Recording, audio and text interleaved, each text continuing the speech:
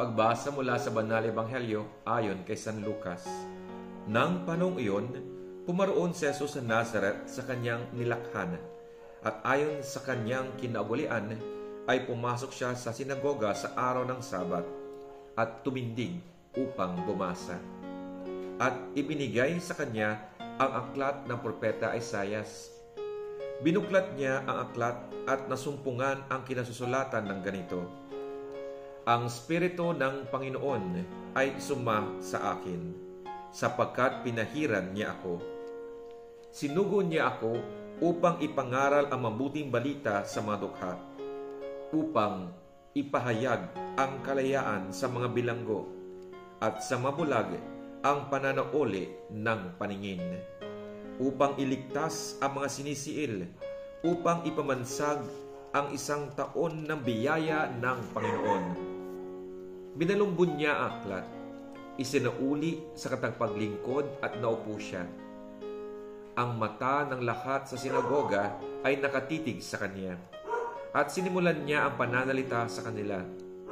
Ang kasulatang ito na inyong narinig ay nagaganap ngayon, at pinupuri siya ng lahat at humahanga sa malugod na pananalitang namumutawi sa kanyang mga labi.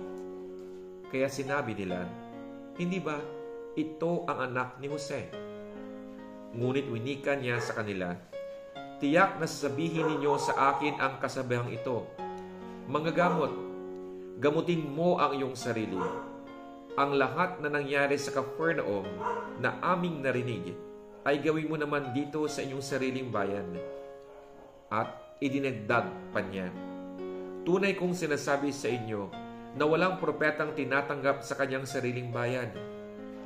Tunay na sinasabi ko sa inyo noong kapanahunan ni Elias, nang mapinid ang langit ng 3 taon at 6 na buwan at umiira ang tagagtong sa buong lupain, sa dinarami-rami ng mga balong babae sa Israel, ay hindi sinugo si Elias kundi sa babalong babae sa Sarepta ng Sidon.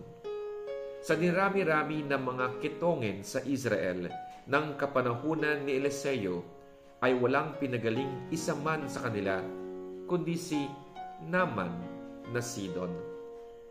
Ang mga pangungusap na ito ay nagalit ang lahat sa sinagoga, at pagkatindig nila ay ipinagtabuyan siya sa labas ng lungsod at dinala sa tugatog ng bundok na kinaroroonan ng kanilang lungsod upang ibulid siya roon.